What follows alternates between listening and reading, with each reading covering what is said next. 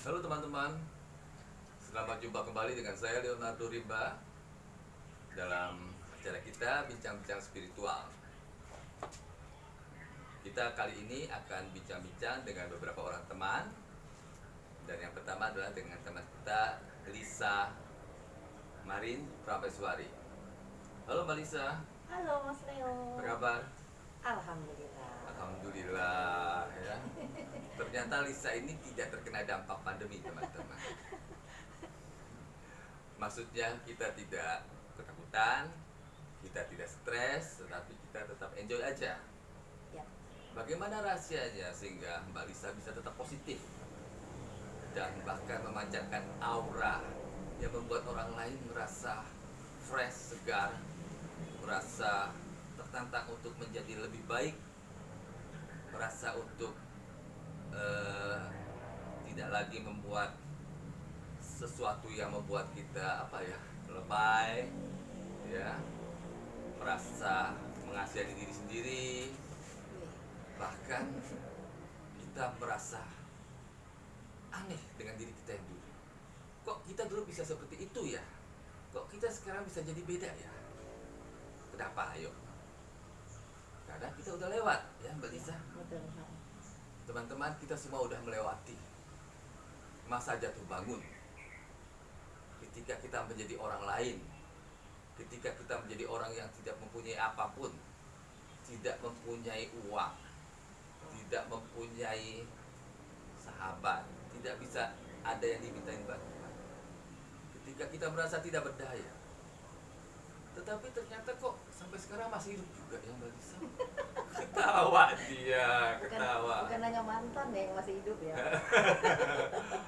Mantan memang banyak teman-teman, ya. Tetapi yang baru pun datang juga terus menerus, ya. Teman lama dan teman baru semua ada. Yang lama sudah lewat, yang baru datang. Tetapi kita tetap hidup. Kenapa tetap hidup, Pak? Karena masih bisa ketawa, masih bisa enjoy. Kalau udah nggak enjoy, berarti udah nggak doyan hidup. Kalau nggak doyan hidup artinya apa? Artinya ya udah tinggal nunggu aja. Ngapain kita nunggu-nunggu sambil kesel-kesel, ya? Kita mulainya dari tempat yang sama dan kita juga akan berakhir di tempat yang sama. Dan selama kita ada di sini, kenapa dibuat susah? Betul. Bukan begitu teman-teman? Mungkin ada yang seperti itu, mungkin juga ada yang tidak. Tapi sekarang kita akan mulai dengan melihat bagaimana pengalaman teman kita. Kita akan tanya kepada Mbak Lisa, mengapa Mbak Lisa ini akhirnya menjadi seperti ini? Apa dulu Mbak Lisa memang seorang spiritual? Apa dulu memang seorang penyembuh? Kok sekarang tiba-tiba bisa nyebut orang sakit? Kita tanya asal mulanya. Oh, Silakan Mbak Lisa. jadi ini cerita histori ya Mas. Hmm. Jadi selamat sore teman-teman semua ya. Hari ini kita ketemu lagi dengan saya, dengan Mas Leo juga ya. Berhubung hari ini pandemi, sebenarnya kita pakai masker ya. Maskernya ada loh ini. Karena kadang-kadang suka nanya kok nggak pakai masker. Maskernya ini. Tapi kalau misalnya ngobrolnya pakai masker nggak kelihatan cakepnya ya Mas. Masa gini kan nggak kelihatan dong. Jadi maskernya dikit dulu, udah pakai sanitizer semuanya. Kayak kata Mas Leo tadi, ini pandemi ya, di pandemi ini ya teman-teman banyak yang terkena dampak, termasuk dari psikologis, juga banyak dari eh, finansial banyak. Jadi dari teman-teman saya sendiri nggak hanya dari spiritual ya Mas, pasti kan banyak yang kena dampak. Nah tapi aku sendiri ya puji Tuhan, maksudnya di apa ketika eh, pandemi ini aku malah banyak dapat job. Banyak dapat job, banyak dapat kerjaan, puji Tuhan banget gitu ya. Mungkin ya pengaruh dari pikiran kita sendiri juga, mindset kita sendiri, karena memang sekarang orang banyak ngedown ya, ngelihat postingan-postingan tuh sudah gitu, sementara banyak berita di TV yang negatif. Jadi sekarang aku nggak nonton TV Mas, Hmm. satu, kenapa aku nggak nonton TV, nggak mau juga ngikutin kayak covid gitu, itu kadang-kadang ngebuat aku kayak ada rasa takut. Oke. Iya kan, jadinya takut. Nggak semua orang bermental baja kayak kita kan, nggak semua Kalau juga. job-job Mbak Lisa itu semacam apa? Sekarang kan aku punya klinik 3 ya. Kalau di Jakarta, di Medan sudah ada, terus di Bali. Nah, aku brandingnya itu sekarang bawanya pemulihan jiwa, soul recovery. Soul recovery. Oke. Soul Soul. recovery jadi jiwa-jiwa yang tersesat. Iya, kayak aku dulu tersesat. Akhirnya di recover, Iya, recover artinya recovery. dipulihkan kembali. Iya, betul. Nah, jadi Mbak Lisa ini memulihkan jiwa-jiwa. Mungkin ada yang merasa tersesat, ada yang merasa sakit, ya, ada yang merasa hilang ingatan, ada yang merasa menjadi orang lain. Itu akan dipulihkan oleh Mbak Lisa. Mengasihani, apa tadi kita bahas? Mengasihani diri sendiri terus-terus. Nah, kayak gitu. Nah, tetapi sebelum kita membahas bagaimana teknik Mbak Lisa untuk memulihkan jiwa-jiwa, kita akan tanya, apakah Mbak Lisa pernah tersesat? Bukan pernah, bahkan kadang sekarang juga mungkin masih bisa tersesat.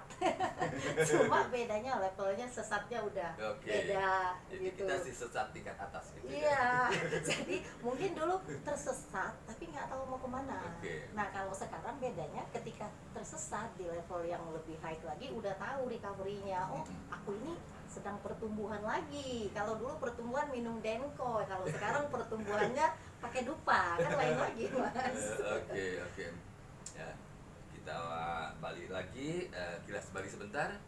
Kita akan tanya, sejak tahun berapa Mbak Lisa berkecimpung di dunia penyembuhan spiritual?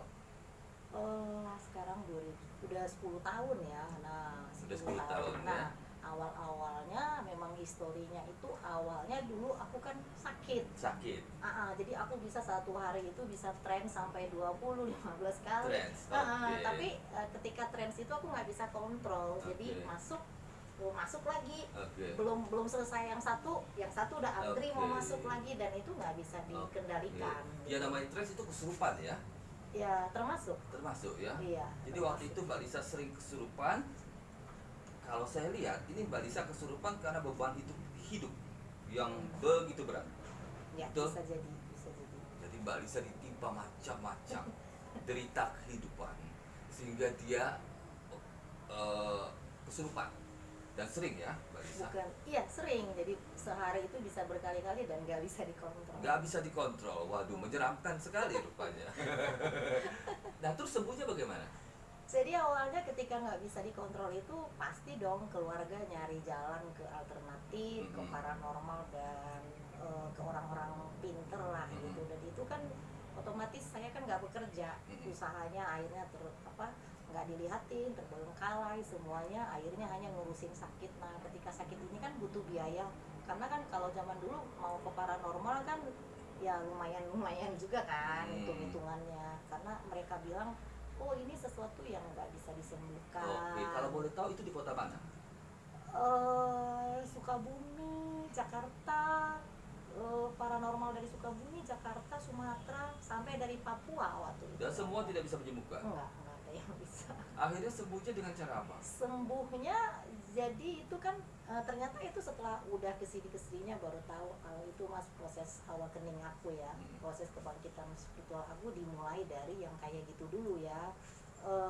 Akhirnya sesudah nol nggak ada, terus saya akhirnya ke Bali ke rumah ibu angkat. Nah, ketika di Bali itu saya bertemu salah satu orang yang dikatakan sipu lah, master ya. Tapi dia nggak ada di sosmed. Nah, waktu itu dia lihat saya, dia mengatakan kamu nggak usah kemana-mana, nggak usah pergi kemana-mana lagi menghabiskan uang, tenaga, dan pikiran. Sebenarnya kalau kamu mau sembuh itu bisa dari diri kamu sendiri. Oke. Gitu. Jadi aku diajarin teknik self healing sama bagaimana ngedetox toksin entitas yang ada di aku. Oke. Gitu. Nah, karena sebenarnya ternyata ada sistem belief aku yang pada saat itu kan aku sangat senang pantai selatan. Oke. Jadi ada sistem belief aku yang maksudnya ada trust yang percaya bahwasanya di diri aku ini ada pantai selatan loh. Oke. Nah, dan akhirnya aku memberi atensi kepada energi itu makin membesar, membesar, membesar. Padahal itu sebenarnya bukan pantai selatan, Tetapi entitas yang mengaku-ngaku sebagai beliau. Oke. Nah, akhirnya dia mengambil sesuatu dari diri aku. Ada script kontrak, ada kontrak yang aku nggak sadari ternyata aku telah melakukan satu kontrak dengan entitas lain. Oke. Nah, dan itu kan ngebuangnya agak susah Oke. karena udah sampai ke DNA, ke sistem bilik kita, terus Oke. udah ke sel. Nah, sebenarnya teman-teman spiritual sekarang juga banyak yang seperti itu. Banyak ya. Banyak, jadi di implant. Oke. Jadi itu namanya energi implant. Iya. Yang sebenarnya mereka nggak tahu bahwasanya misalnya oh ini leluhur aku, padahal sebenarnya enggak. Oke. Itu sesuatu entitas yang mengimplant sistem bilik kita bahwasanya aku ada loh bersama kamu, dan kita memberikan atensi. Nah, nantinya dia akan mengambil sesuatu dari kita. Oke. Ya, nah itu terjadi padaku, dan akhirnya sesudah aku belajar recovery self healing itu 3 bulan. Iya. 3 bulan self healing, aku juga sampai masuk yang kayak vipassana, Oke. yang Nobel Science 10 hari, meditasi 1 hari 8 jam, vegetarian gitu. Jadi apapun aku lakukan buat ngerilis toksin entitas yang memang aku bangun sendiri. Oke. Nah, akhirnya lama-lama emang itu ini kok lepas. Iya. Lepas. Jadi kita dinolin dulu kayak orang, aku harus rancang grand design hidup aku nol lagi, Mas. Oke. Aku harus restart ulang. Oke. Nah, dari ketika kita restart ulang ini semua jadi nol kan. Oke. Jadi usaha habis, uang nggak ada, malah utang banyak ke Iya. bank itu. Nah, tapi pada saat itu aku percaya bahwasanya ketika kita terlahir ke dunia, Tuhan itu udah kasih kok skill ke kita. Iya. Cuma bagaimana nih saya buat exploring yang ada dalam diri saya, mungkin pada saat itu masih bodoh, belum bertemu orang yang bisa nge-guide saya. Iya. Terus bertemannya bukan pada lingkungan yang bisa Oke. upgrade aku gitu. Oke. Nah, pada saat itu ketika ketemu orang yang tempat jadi guidance, terus lingkungannya kebenaran bisa nge-upgrade vibrasi aku, frekuensi aku, akhirnya mulai menata. Oke.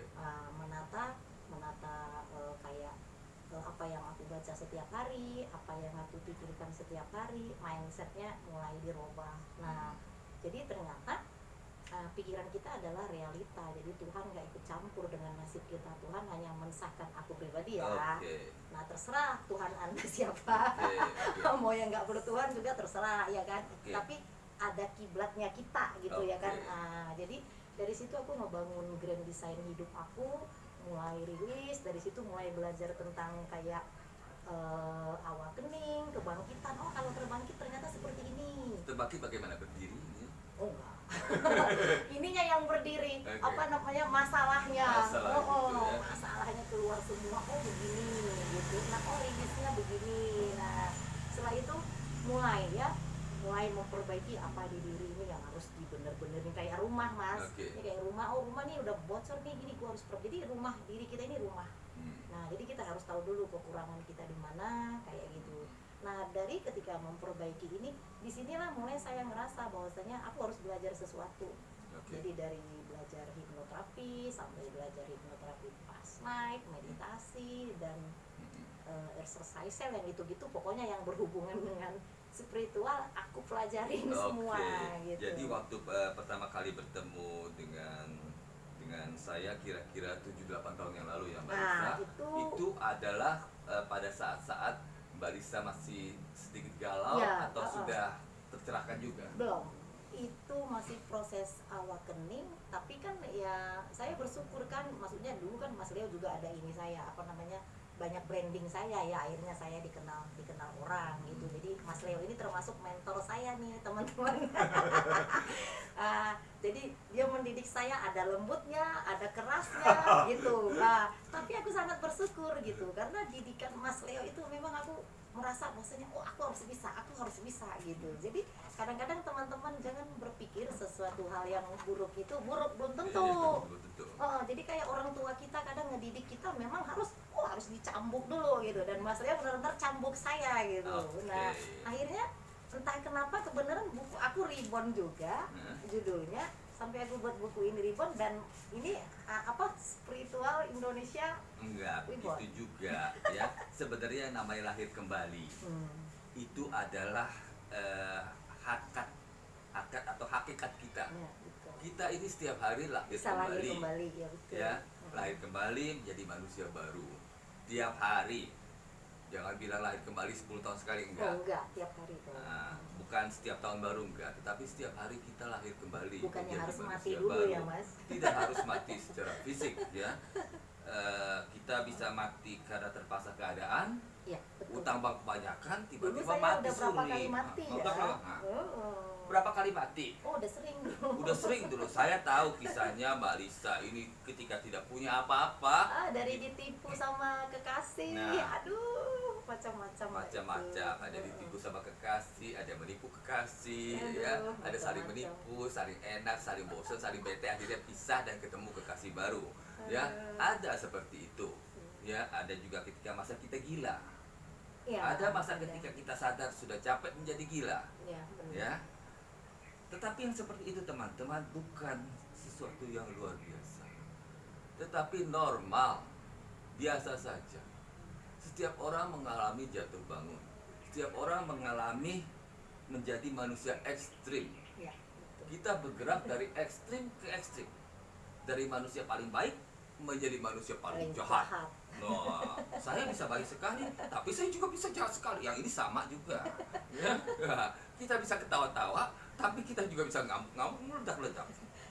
Macam-macam. Itu teman-teman. namanya manusia ya, Mas. Ini namanya Iya. manusia. Kalau nggak bisa marah ya nggak manusia dong. Ya, seperti itu. Dan ini saya jelaskan untuk teman-teman yang masih merasa kalau jadi orang spiritual kan kita harus lemah lembut. Yang lemah lembut itu kapas ya teman-teman, bukan manusia. Enggak gitu. Manusia spiritual itu adalah manusia normal yang biasa saja. Karena banyak toksin spiritual, Mas. Jadi merasa kalau spiritual itu ya harus kayak gitu. Enggak. Ada yang kayak gitu. Kalau kita mau mempertahankan harus selama-lamanya kita akan menjadi anak kecil yang bisa disetir. Betul. Ada anak kecil yang pintar, ada anak kecil yang bodoh. Anak kecil yang pintar tidak bisa disetir, tetapi ngelawan terus. Ini contohnya, ya. Ngelawan terus. Dikasih tahu nggak mau, ya ngeyel dia. Dikasih tahu yang benar dikirain dibohongin. Ya. Akhirnya jalan terus, jatuh, nangis. Akhirnya sadar sendiri. Ya. Kalau anak kecil yang bodoh tidak begitu. Manggut-manggut, iya, dibohongin terus sampai tua, sampai mati. Ya. Nah, Harus bandel dulu ya. harus bandel dulu. Tetapi dengan cara kita bandel-bandel, dengan cara kita ngelawan-ngelawan, dengan cara kita mau ngebuktiin sendiri, akhirnya kita tahu, Ya, oh, kita. cara yang ini bener-bener ngejatuhin. Cara yang itu kelihatannya sesat, tapi ternyata ujungnya tidak sesat. Betul. Ya, ada cara yang 50-50. Ya, memang cara sesat, tapi ada enaknya juga. Pengen cobain, bener enak. Tetapi yang namanya enak, ada batasnya teman-teman. Ya. Enak tidak selama-lamanya enak. Emang enak, ujungnya nggak enak. Caranya bagaimana? Kalau udah nggak enak, pindah deh. Berarti lu mau enaknya aja. Lah iya dong. Ngapain kalau nggak enak kita terusin? Nah, tapi ada teman-teman bilang, kan kita harus setia. Setia. Ya, setia maksudnya kita setia kepada komitmen. Komitmen untuk menjadi manusia spiritual, manusia rohaniah, manusia yang biasa-biasa saja, yang sehat lahir batin. Definisi spiritualitas dari saya adalah menjadi manusia yang stabil. Kalau kita bisa stabil, kita sudah membantu banyak orang. Seimbang. Kita seimbang, ya. Kalau kita tidak stabil, udah jadi kita repot, orang lain juga ikut repot. Capek kan? Ya. Ketawa dia. Ketawa dia. Wah, kita udah tahu deh teman-teman. Ya, namanya orang-orang spiritual yang repotin itu nggak kehitung. Ya. Duduk di sebelahnya aja udah repot. Ya. Tetapi kalau kita menjadi manusia yang stabil, ya, saya duduk di sebelah Lisa, saya akan merasa happy. Ya. Nah, kalau Lisa stabil, saya duduk di sebelah dia, saya happy. Saya stabil, Lisa duduk di sebelah saya, dia happy. Kita bisa saling membantu. Tapi kalau kita tidak stabil, kita bisa menyedot energi orang lain. Ya. Nah, seperti itu. Nah, ini baru kita berbicara secara umum saja, tetapi kita sebentar lagi akan meminta Lisa untuk menjelaskan teknik-tekniknya. Ya, Ya, teknik-teknik yang umum, yang untuk soul recovery. soul recovery Ya. misalnya. Jadi awalnya itu memang aku itu karena memang merasa kejadian-kejadian dalam hidup aku ini, oh aku bisa share dengan orang tekniknya seperti apa gitu. Jadi soul recovery sendiri itu tekniknya itu biasanya begini. Kalau misal orang datang ke aku biasanya lihat dulu masalahnya dia dari internal atau eksternal. Oke. Nah, kalau misalnya dari eksternal, jadi itu kan ada coach ya, ada coaching dulu. Jadi misalnya dari internalnya biasanya aku pakai hipnoterapi. Oke. Nah, tapi nggak selalu pakai past life. Kenapa? Past life itu dilakukan apabila itu urgent, memang dibutuhkan. Kalau nggak dibutuhkan, walaupun kliennya minta past life, aku sering nggak kasih, karena untuk apa?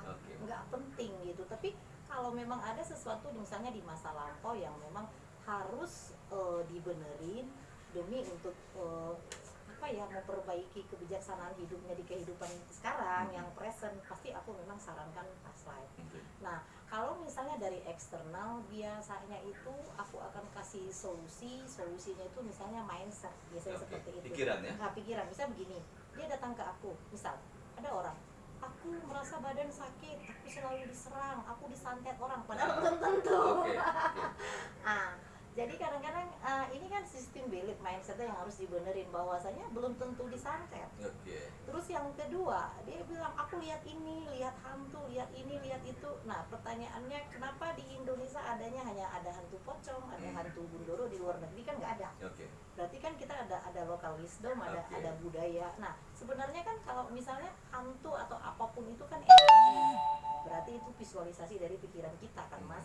Nah, aku suka ganti mindsetnya, bahwasanya ketika kamu merasa tidak nyaman melihat sesuatu yang ngerasa itu menyerang kamu, kenapa kamu nggak feel itu diganti, maksudnya kayak yang oh itu bunga, nah oh itu sesuatu yang indah-indah, kok enggak yang gimana-gimana gitu, dibuat memang nyaman.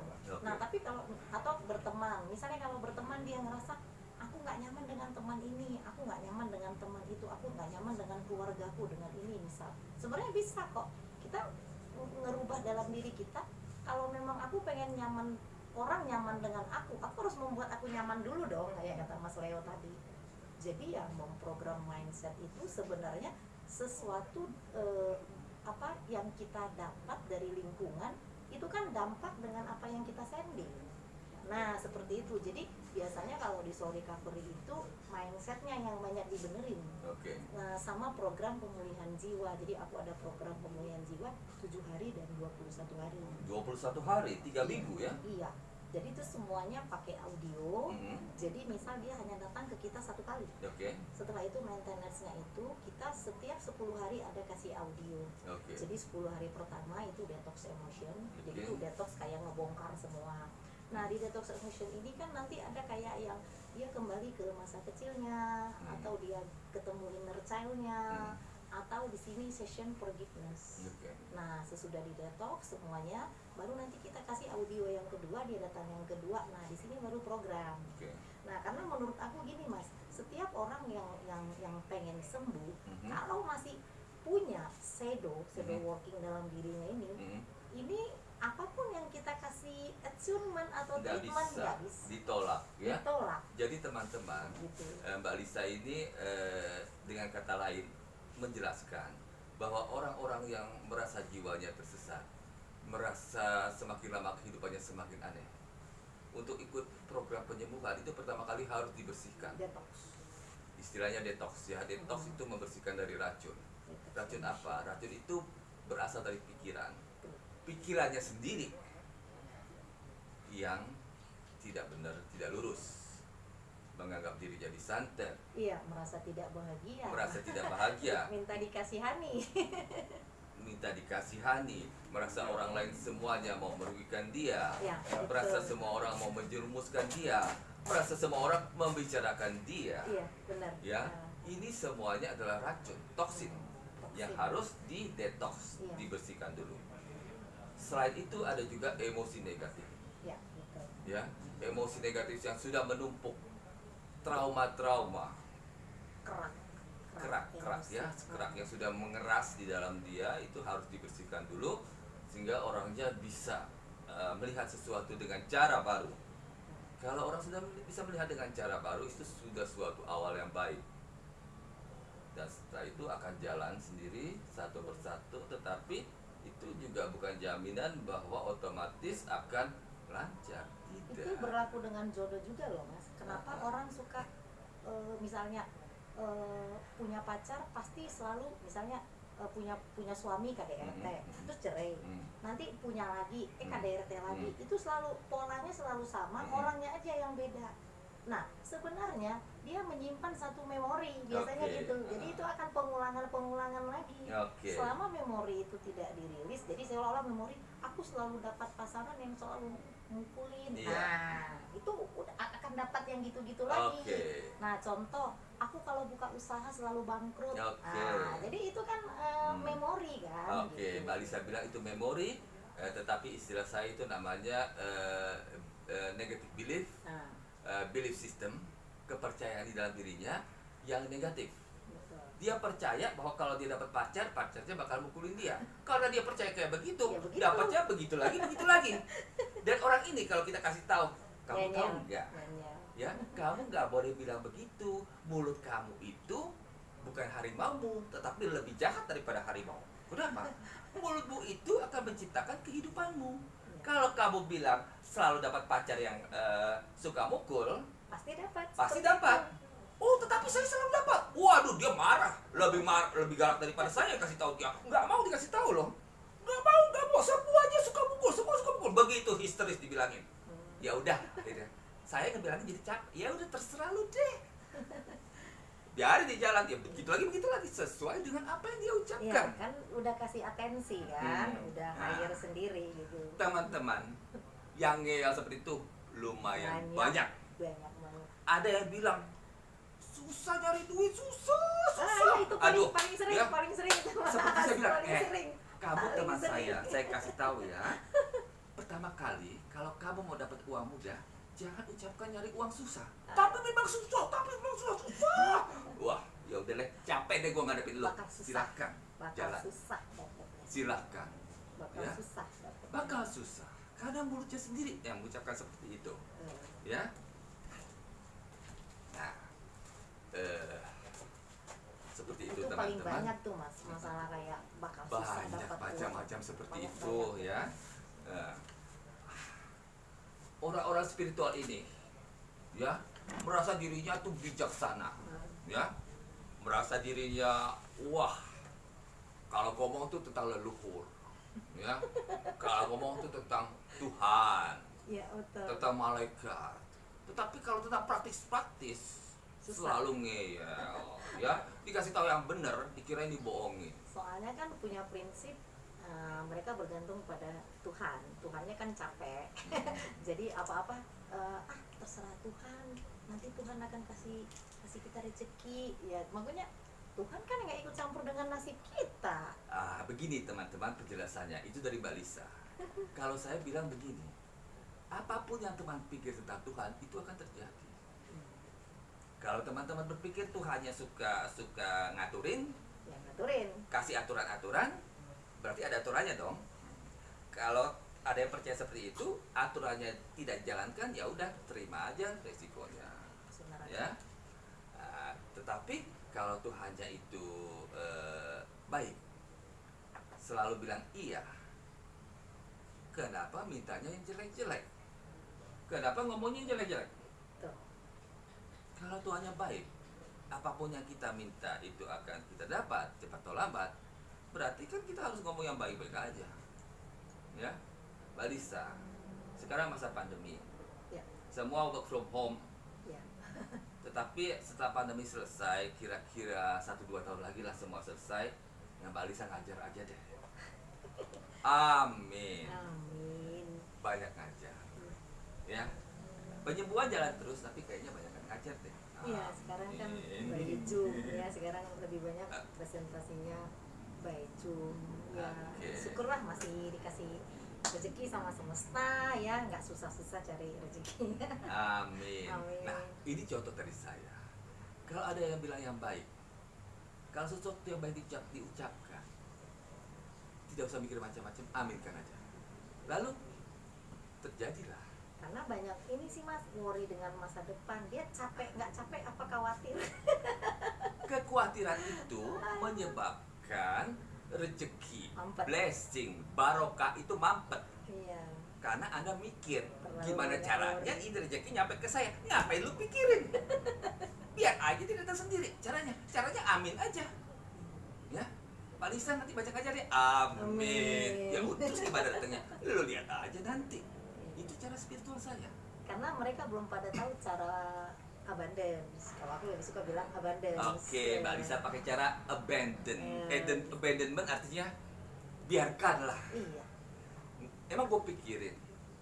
Kalau kita bilang emang gue pikirin bukan berarti kita tidak peduli. Kita peduli tapi kita tidak menyusahkan diri sendiri. Ya, biarin aja deh, biar terjadi. Maksudnya biar yang baik terjadi. Ya, kalau yang jelek biar juga yang jelek terjadi, tetapi kita tahu yang baik akan selalu lebih daripada yang jelek. Satu lagi prinsip spiritual, Mbak Lisa, ada orang spiritual maunya yang baik-baik aja, yang jelek tidak mau. Waduh. Segitu datang jeleknya. Kalau ada yang jeleknya muncul dikit aja, langsung risau, langsung galau. Saya kan deket sama dewa ini, Iya. sama sang yang ini, ya sama Tuhan, kok bisa yang seperti ini datang? Lah bisa aja lah, kan masih manusia hidup. Nah, seperti itu wajar. Yang penting apa? Yang penting baiknya lebih banyak daripada jeleknya. Karena manusia sering hanya mau menerima baiknya aja, nggak pernah Baiknya mau aja. menerima kebalikannya. Karena kan harus seimbang, Mas. Seimbang. Kalau dikasih rezekinya segini kebaikan kan harus ada dong education dari yang tidak baiknya. Tapi kan kita manusia kan egois, maunya yang baik aja. Oke, teman-teman, ini ada sedikit perkenalan kita dengan Mbak Lisa Marin Praweswari. Nanti akan kita lanjutkan lagi. Masih ada teman-teman kita yang lain, ya. Kita akan bincang-bincang juga dengan mereka. Sekarang kita akan mengucapkan terima kasih Mbak Lisa udah ngomong-ngomong sama kita. Teman-teman juga bisa menghubungi Mbak Lisa di nomor WA berapa, Mbak?